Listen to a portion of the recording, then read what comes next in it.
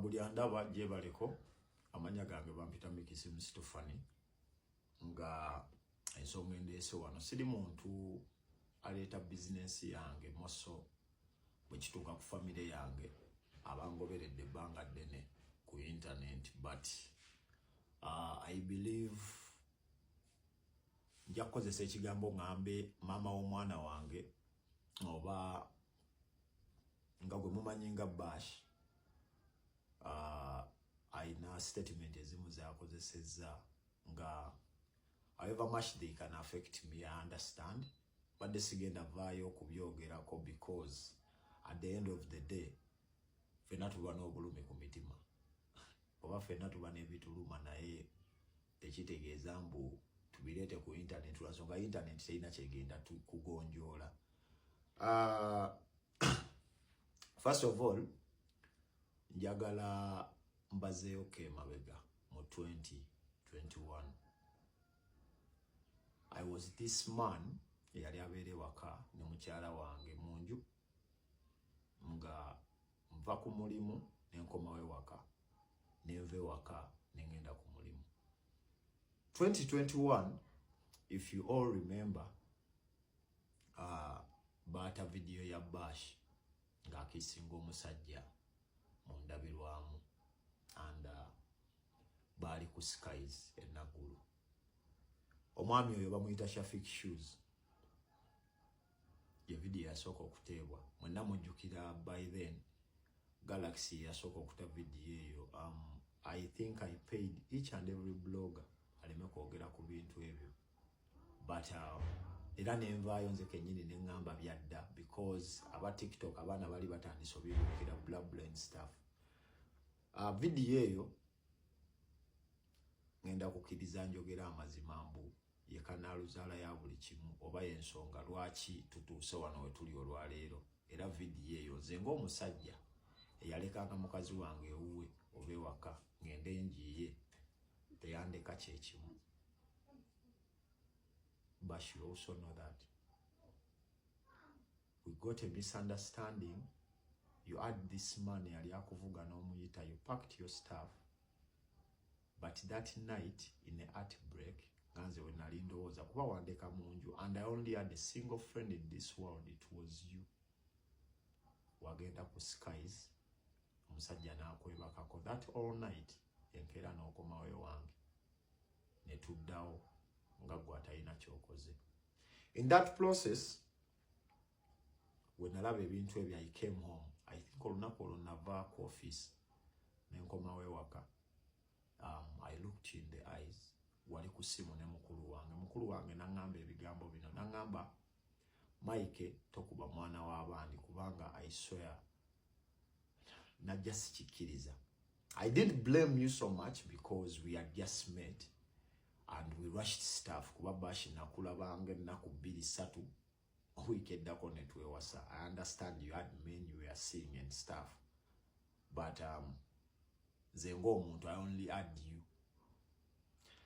So nga wayiseewo wiiki emu ebintu ebyo nga bitrendinze, there is this lady ankubira essimu yali lubuto mukazi wa Shafik aŋŋamba ssebo gyebaleko mbadde nkusaba ogambe mukazi wo ave ku bba wange nina olubuto lwagala vaamu but because of your wife. Bash, I came back home ne nkubuuza, are you still dating this gentleman? You told me no. This lady recorded you we mwali n'omusajja olunaku olulala we bakubira essimu Bash nojja ku musajja oyo essimu. I think I was at work because okimanyi nakolanga kiro nga nkomawo kire waka. Nojja ku musajja oyo essimu n'ogamba mukazi we nyabo ono ojja mukubira essimu nga tali busy kati ali busy. You were busy making out with that man ng'obeera under my roof. You cheated first. Bash, this lady nangamba agenda sasula amawulire biki ne mugamba I'm going to sort everything out. Maybe bao ayagala omukazi ng'omukazi takola ki. Of course I had to cover you up. Omukyalo ono olubuto olwo lwavaamu oba lwali lugenda kuvaamu, one of the two, kubanga of course I was blinded by your love nga sisobola kusidinga without any point era nga muddamu nga bwenjagala. But she was warning you about you nebyozomukola in a relationship nebaawe. But I was like, you're under my roof. But when you were moving out there with this man under my roof, and you used to make out with this man under my roof. To cut the story short, eyowala, mukyala wange, buli we twatuuka mu mwezi ogw'omusanvu ne tuyomba wano banga. Sirabangako ku relationship omuntu nga bayombamu katono, omukazi n'asiba ebintu n'agenda. You're the first person in the past 4 years, Bash, buli we tubadde tutuuka mu gw'omusanvu obadde onoba. The last time you left home, omusajja yakuwasa. Omusajja oyo wa Germany ayina abakazi babiri mu Uganda. How do I know? Omusajja oyo boda gaiwe gwakozesa gwe yatumanga ewuwo gye yali akuwasiriza, gwe yatumanga ew'omukazi omukulu n'omukazi omulala omuto ng'oli mukazi wa kusatu. So of course you know I loved you dearly. I believe you're the first person I've ever fallen for. Nengwa mu love. So Bash, I always cried for you. You have my recordings when I'm crying for you. I even made videos crying for you. You also know that. Not one, not two. Bash, this gentleman came back. Nakuwasa, he got to your house. I remember, because I wanted you, I always followed you. You know everything. Because you were the internet woman, Chichentegeza. I could not let you go. Because every time I tried, abantu ku internet ngabagamba, omwala yakuzimba, omwala, and nze I was not so much into internet. Ochimanyi bulungi nze I could post on TikTok, I sleep, sisoma comment, nothing. And Bashi njukira nakubira simu nenkubuuza ondeseewoza omulenzi alinzeka ogenze n'omusajja alina abakazi babiri wangamba ekigambo kino ngenda kigumira ne mama wange yalina bbaawe nga alina abakazi bangi. That's what you told me. Nekugamba okay, but I could not let go. I remember I got depressed ne bantwala ne mu ddwaliro. My mom came mu ddwaliro because of you. Ngenda sala ebintu bino mangu yasigenda nnyo kugenda into details what kyewantuusaako, but all in all you should know you triggered me, and you remember what I told you when you gave birth. I'm revenging on you. You remember everything. Ekyo nakigamba, and don't you ever forget that. Bash, wasalawo okomewe waka because maybe omusajja w'omusama yali azzeeyo. Omusama w'omukuddayo, I think n'asala obuyambi. Because you're a user and you've been one always. Leave alone because you go also ku internet, nompayiriza. Okutte messages, whatever messages you have, Bash, aba bantu nabadatinga, oba you was seeing them, ngonviridde. Of course, in the city nkoko, mbogenda va makaga, however much I loved you. Yeah, I pursued girls. Njogera amazima. I tried out different relationships. But they could not work out because I felt like you're the only missing part in my life. Nkugamba amazima. So, when you were pregnant, ngoli wane waka, you know what we went through. It was hell on earth. Olubuto olwayagala ovaamu. And it costed me roughly 1.8 million okusiba akantu mu lubuto. And buli sawa we had to check in because you used to sport. Nga tuti omwana agenda vaamu, omwana agenda vaamu, omwana agenda vaamu. Not once, not twice. Olubuto olwo lwonna paka kuzaala mwana oyo I believe lwamalako miliyoni eziwere 12 ku 10. It's because I loved that child. Bash, when you got pregnant, however much I was revenging on you, of how much you've treated me like trash, ewange nova onogena nibakuwasa, no komao on my life when you got pregnant, obongo bwange bonna bwachuka. But by the time obongo bwange bwachuka, I had got another woman. Eranga tulina we tubeera. You remember very well, olumusasulanga wano waka.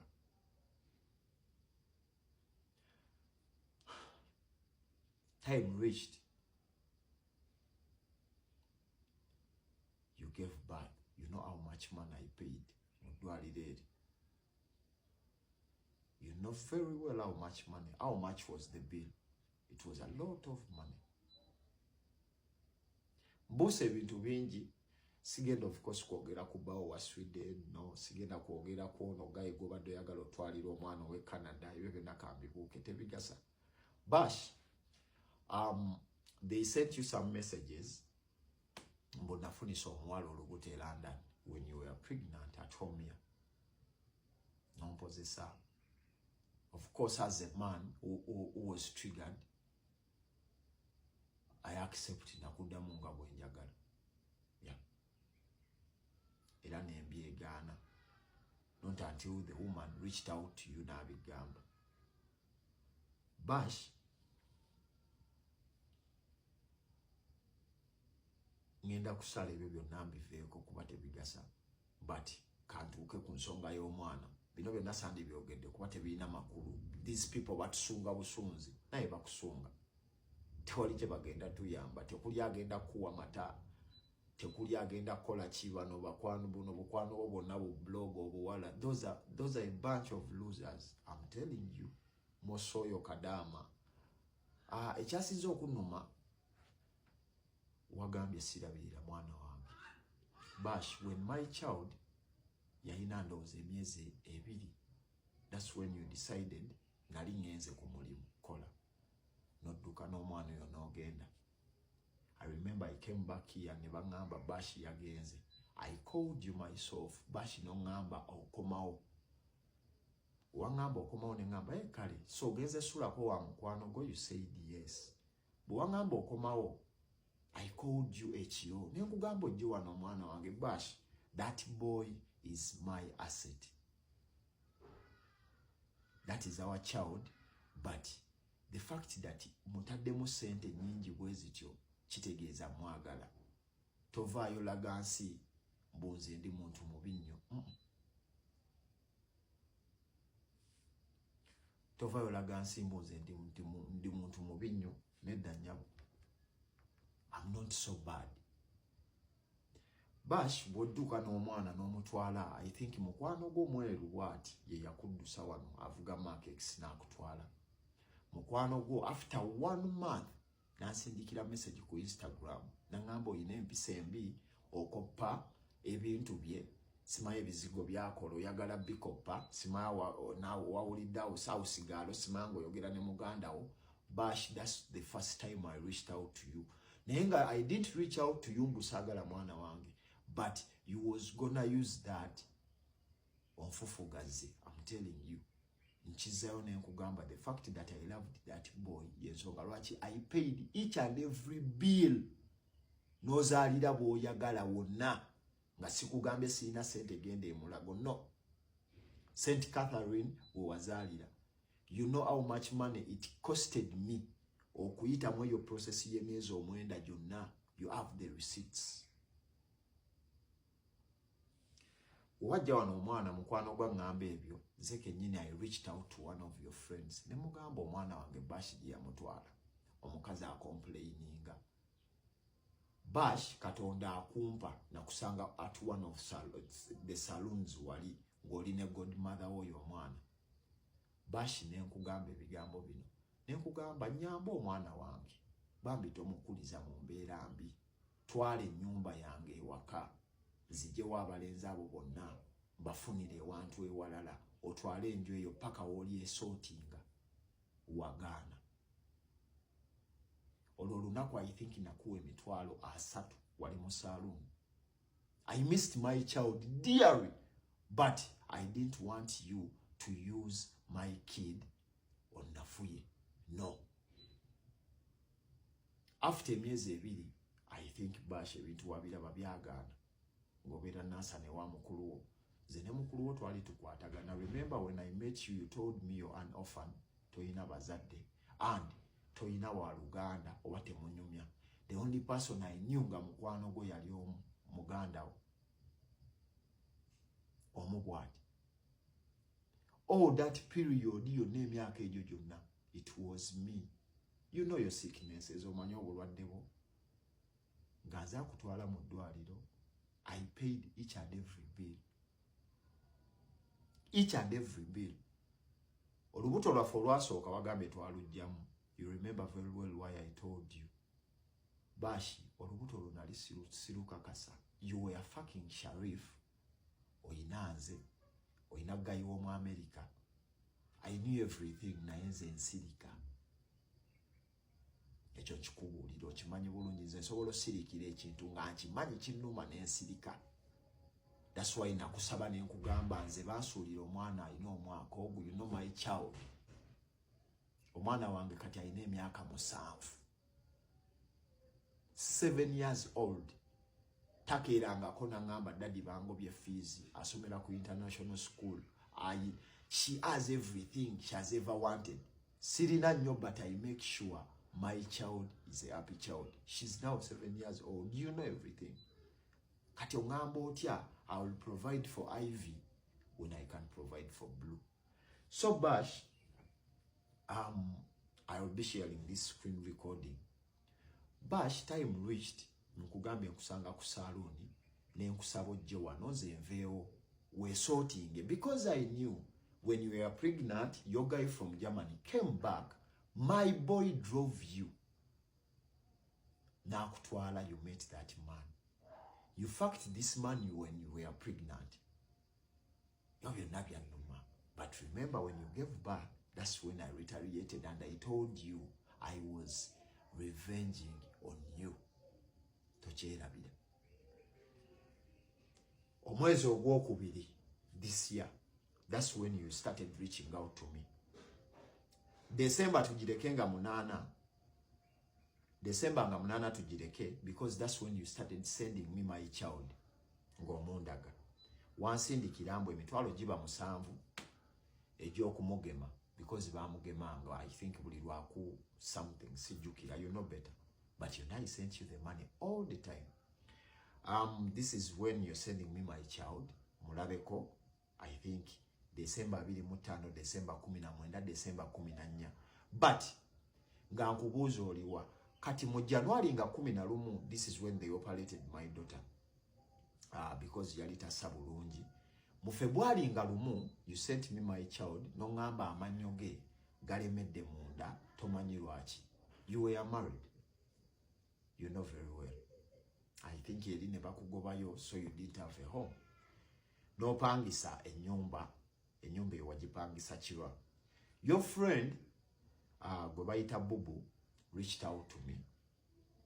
Nangamba ofunye nyumba, but oyagala bintu bya mu nyumba. I think wano wali oyagala kujjawo bintu, kitanda, ntebe. Zeke nyini kama kwogera ne nkugamba, Bash, omwana wange kankugulira ekitanda ekirala, entebe endala n'ebintu by'omunju. Nafuna $5,000,000 n'enziwa mukwano gwange. Ne bakolera ekitanda omufaliso ne babikuleetera ewuwo. Era awo ogambe ewuwo. Ne babikuwa. February nga 17, I was in my kid's life. Wamala emyezi 2 nga siri mu bulamu bw'oyo mwana, jjukira. Ekyo kijjukire. February nga 27, March nga 18, this is your kid mu motoka eno. March nga 18, you came home, you remember. Kubanga wane wako obadde ojjawo, n'ojjamu ebyokulya n'otwala, because always ngula ebintu bingi muceere biki. Ewaka we kibadde kiganyemu ewuwo, you always come here fridge, n'ojjamu by'ojjamu, ojjemu sausages biki n'obitwala mu mmere, yeah. And I was okay with it because you're my mama baby. The fact that you've been coming here all the time, olumu sente n'ozikima wano. So, ngenda kuzanya this video. Wano wansindikire no message. Wabulona nsobedde. Ndaba tassa bulungi. I drove and I came. Chiro, we went to St. Catherine.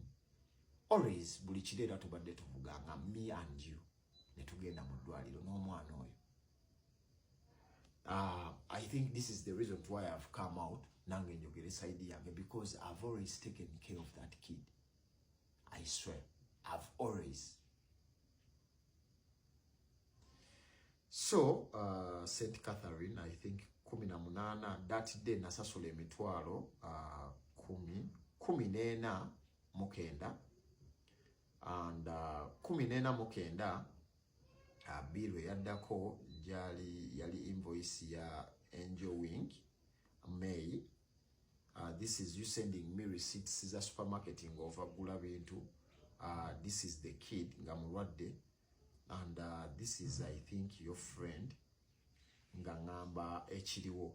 Yangamba, this was you sending a message. No mugamba, hey babe, we received the money. Thank you for the effort and thank him for us too. I'm taking him to the hospital now. I used the couple that was home, Carpo that was home to take us through the night. Thank you. The money was received. These different scenarios. And you know why yarwala nyo.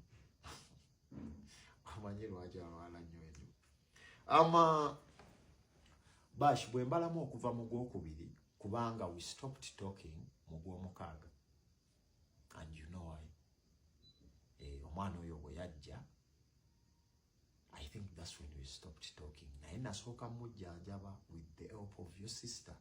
I think the first day or the second day I met you at the hospital, I gave you around emitwalo 4 jikuyise mugundi kubeera twali tukimanya omwana eddwaliro terigenda mujjanjaba. All we need is transformer oil, and that's what your sister used to use okumuteekako. And at least I always came home eyewaka. I came at least every day ndaba omwana oyo every day nga mulwadde.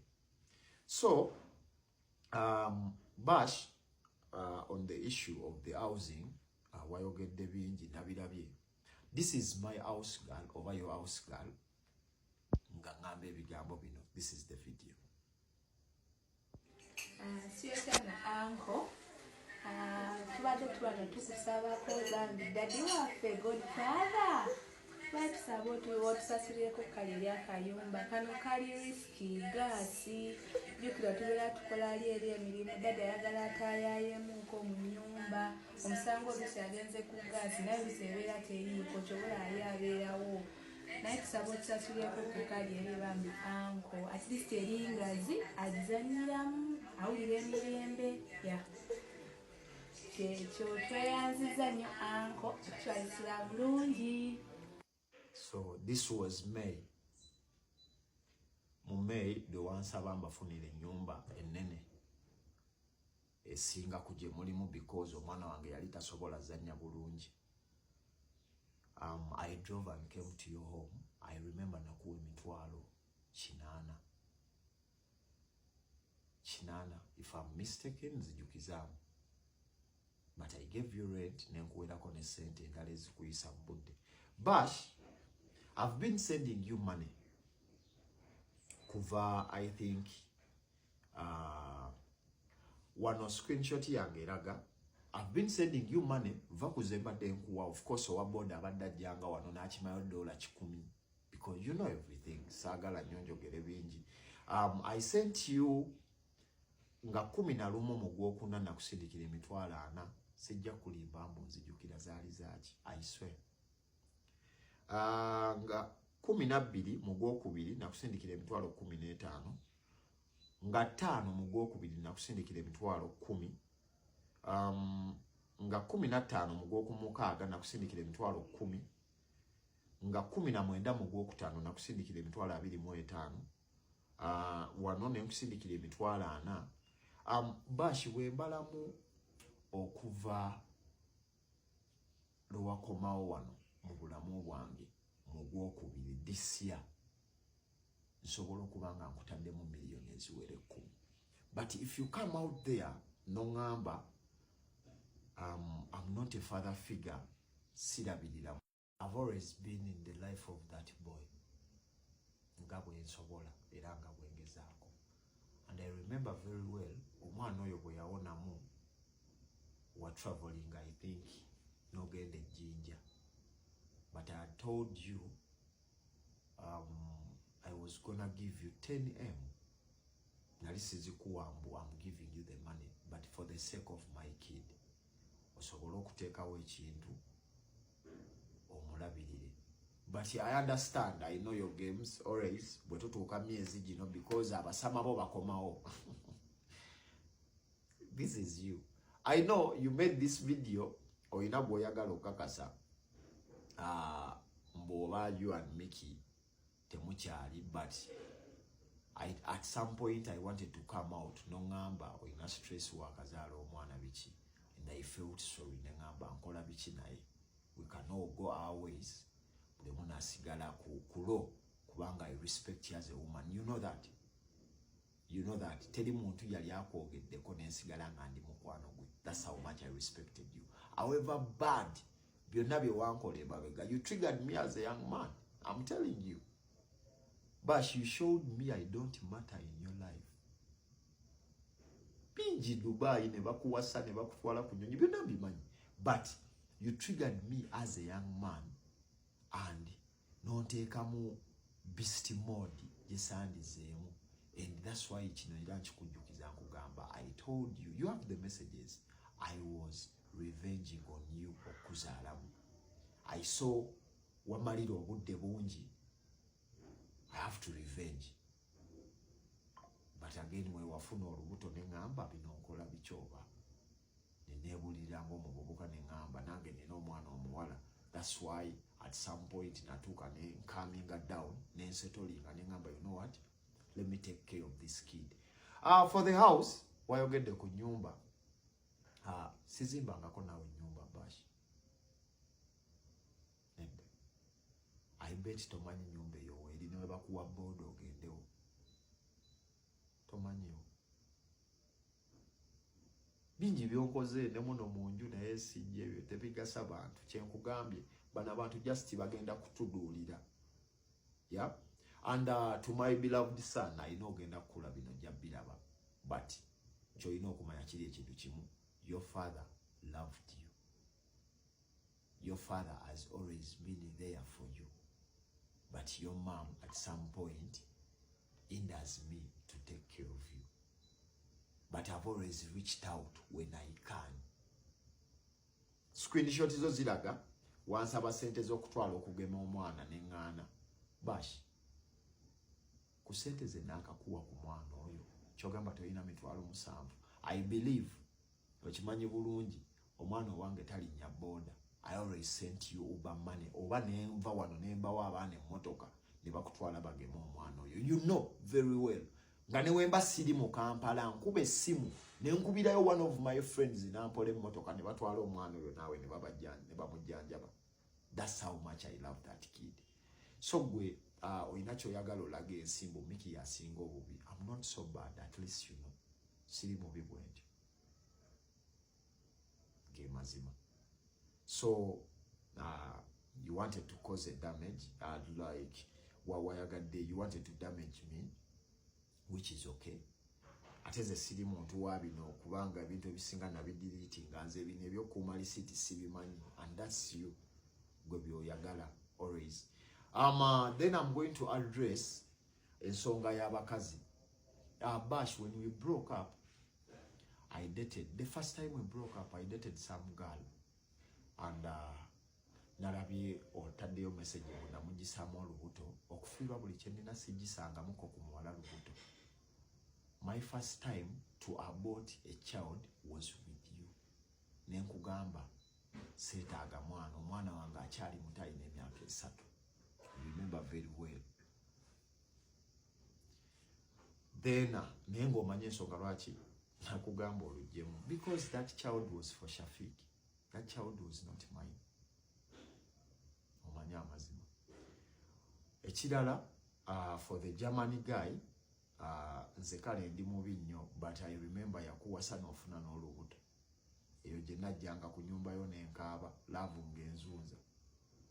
Bash, Mickey loved you so much to the extent wachimanya even if you cheat, Mickey will bring you back. That was the only mistake I made. I understand I loved you, but I'm also a human being. I get fed up. But it was paining me. Okule kogende. I swear nga sina kye nkufunyemu kwe kufunamu omwana oyo. Era nakugamba at least nina kye nkufunyemu. So, to set the record straight, nalabye Jewton in this matter. Okufiirwa buli kye nnina sigisangamu ko Jewton embuto. Era omwana oyo simwebakangako. Jewton has been my friend from 2023. Olunaku lwe nali ne Jewton mu mmotoka twali tuva ku mupiira era namuleka eyo mbeera kiba namuleka ku kidde ekyanja. I think yali agenda mu Bazaira baby ng'ayambadde omujoozi gwange, but remember omujoozi gwa TikTok FC ogwa Mickey gwe basinga oggula ku ttiimu ne wobuuza coach. So for Jewton, I want to set the record straight. Bambi era bankubira I think ne bawe ne bavuga ne bajja ne wane waka. Omanyi kati gwe wakoze ekintu kye wakoze, but you don't know how many people you've damaged. Bavuze ne bajja wano omusajja n'antunula mu maaso n'angamba muganda wange neebaka ne buli nnaku ngugumuka ne ntuuza omukazi ono ne mubuuza bino ebigambo lwaki wajjamu embuto za Mickey. It has never happened. Sigisangamu ku Jewton embuto. Ekyokubiri, douche, you have a video of me seated in a home. Bwe twali tulwana ebikonde, I think video endala nali mukutte mu kiwato. Bwe twali tulwana ebikonde, you remember we nali nwana n'oyo omuvubuka twakozesa ekigambo ne tugamba ngenda wasa ani oyo muwala douche. By then I think douche yali asula Kasangati Road kumpi ne waffe. And by then douche yali abeera nnyo n'ono omuvubuka Raisin Kush. So in the process of yebikonde nga tubi promotinga, I went to douche's home nalinze Puma Saidi. Ne mugamba gwe lwaki tetukwatayo video epushinga event yaffe. Reason Kush n'angamba etya. I think that's when we came up with that idea, and that video twagita naye teyakola teyatambula. Kati then ekya Jewton okubeera mu motoka yange, if I was hiding anything kubanga nina omukazi, if I was hiding anything I would have not posted that girl in my car. But she's a friend.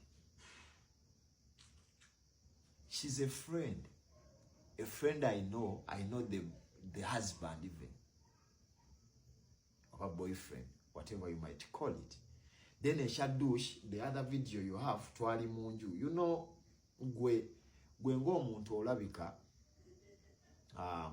olowooza mbu eno internet eyina kyegenda okukola Mickey. Sandivuddeyo nakola eno video, no? Because teri agenda kunkuba. Teri. What pained me, nalabye on your video a comment omwana we yazze n'agamba bawo musiyazi. You've been with me for fucking 4 years. 4 years. You know how a hustler I am. Omanyi mpomerwa ntya sente gye ntuuyanidde. Omanyi ntya bwe saagala bintu byonna biri mu bawala kwetunda bogus. Omanyi nzaani. You can't tell me you've been with me for 4 years. The fact that you're never into byote sawa eno senga ndi musiyazi. Kati omutima gwo, of course gwe nga gwoyagala mali simbuka nsanyewo Mickey. Ogambye obadde nange nga toli nange omwaka gumu. Messages zojjayo ezimu ziri recent. They are very recent. Omwaka gumu ogambye tobadde nange. But nga wano ndaga omwaka gwonna I've been in your life. Nga ntuusa obuyambi n'ebirala. Wano. Waliwo bye sitasobola wano laga bichati nga nze siri muto nga gwe awo situukawo. But kyenfa oba kyejagala buli muntu ali yakimanye. Mickey is a proud dad. Mickey is a responsible dad. Please. Then ebirala it's all rubbish tebinkwatako. Then kubanga I heard you talking of my car. I have more than 2 cars. Emotoka yange, everyone knows. The fact that eriko erinnya lyange, it shows you it's my car. Teri ayinza personalizing motoka nga teri mannya ge. Okitegeera? Ebyo tebirina nnyo omugaso gw'amaanyi gwe ngenda biteekako, because at the end of the day, that's my personal life. Okwongera ku ekyo, I know I've disappointed a lot of people. Omuli bakyali bange, omuli bazadde bange. Kubanga waliwo engombe egamba mu Baganda, omuntu olina okubaako b'ofiirira oba olina abantu b'olina okuswalirako. Nze nina abazadde benswalirako.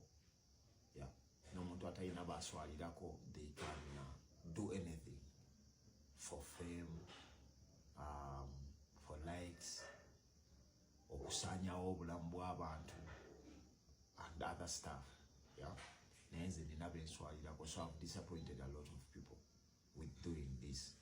But I believe oba I think kino gye kinaakoma nga kigenda maaso, kigenda kusaanyawo obulamu bw'abantu oba kigenda kusaanyawo relationship z'abantu nyingi. Then nange ng'omuntu, I really don't care ne bw'ompita community husband. It's okay. That's very fine. But when we see the screenshots you shared, temulimu n'emu egamba mbu neebaka n'ono oba neebaka n'ono oba neebaka n'oli. And then for the women abakusindikira ebintu, as you claim, bambi sibamanyi. Sibamanyi. Kubanga sina dating abawala bawera 3. Ekyo kikugamba naawe okimanyi. No. So whoever person who is sending you stuff, simumanyi. Kati gwe wakozeseza this naye nga byonna ebyo bye wapostinze, I don't care. Kubanga at the end of the day newe nvaayo ani gwe ngenda okakasa mbu bannaye wewetegereza eno screenshot ya 223. No one. Eno ya 224 nga atandika. No one. Ostegera. But I'm sorry to everyone. We know yampagira nga kudisappointed okuddamu omukazi, and I'm very sorry to my little boy, because the fact that we had something we share, if at all that kid is mine, waba omwana oyo wange, I'm sorry. Then era waba wange ngenda kuddamu nkikugambe mu camera, you will look for me. Kubanga ogambye mbadde sikuwa buyambi, but we tubala abalamu here, I've invested more than 10 million mu myezi egyo emitono in that kid and you. Omwami wansonyiwe gwoyina owebweru, I'm so sorry sir, but I've also been investing some money in you. Ostegedde mukwano. So ansonyiwe, maybe you wanted to prove to him you have nothing to do with me, but I understand and I take it that whatever man I gave you, I gave it to you on behalf of my young man. So I'm so sorry to each and everyone I've disappointed. This is not me, but at least I believe the boy child side also must be heard. Simuntu kujja agambe I don't do this for my kid, but when at least I've been doing. So yeah, byebyo musibe bulungi, Katonda abagala. And then sembyayo kano, buli muvubuka